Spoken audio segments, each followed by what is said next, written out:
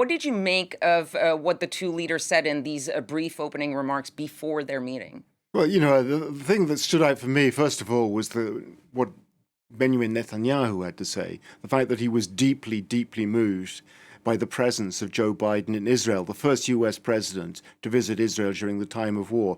There's only one thing better than having a US president supporting Israelis, and that's having a US president supporting Israel in Israel itself.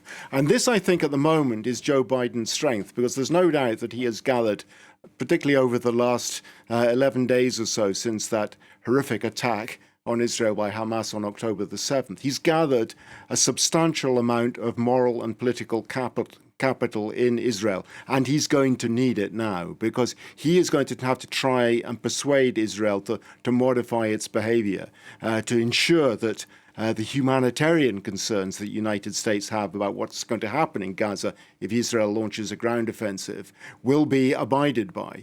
Joe Biden, I think, has come to Israel on the understanding that there was an agreement between the United States and Israel on opening up the Rafah border crossing so that humanitarian aid could get in, that there was an agreement on setting up safe areas for evacuees from northern Gaza and southern Gaza, and that water would be switched back on, that electricity would be switched back on, that food and medicines would be available. And then suddenly, just before he gets to Israel, or gets in his plane to come to Israel, everything's thrown up in the air by this horrible bomb explosion at the hospital in northern Gaza.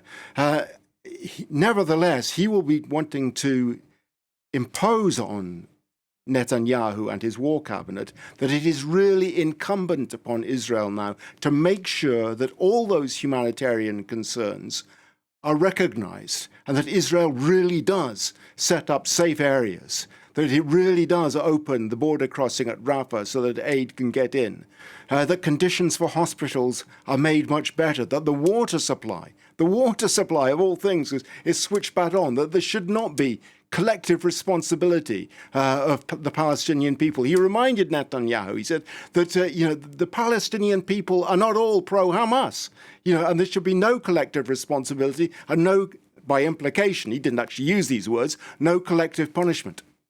And there is, of course, that part of the trip in Jordan where he was supposed to meet with the Jordanian king, with the Egyptian president, with Mahmoud Abbas, the leader of the Palestinian Authority. That's not happening. How significant is the fact that this is not happening for Joe Biden, for this trip, and any success coming out of this trip?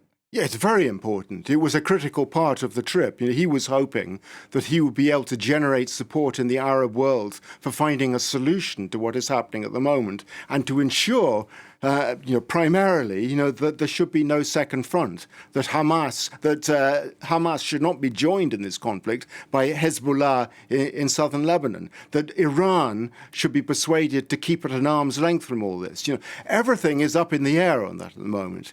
He couldn't go to Jordan for obvious security reasons, first of all, with a big crowd outside the US embassy in Amman throwing stones at it. There's no way that a US president was going to go there. But, the important thing is that meeting that was going to take place with Mahmoud Abbas, the Palestinian president, but also two of the main supporters in the Arab world of Israel, the Jordanian King Abdullah II and al-Sisi, the president of Egypt. It blows American policy in the area up in the sky a bit at the moment, and it could get very much worse from here. The Jordanian foreign minister today was saying that the only thing that we want to talk about now is stopping the war.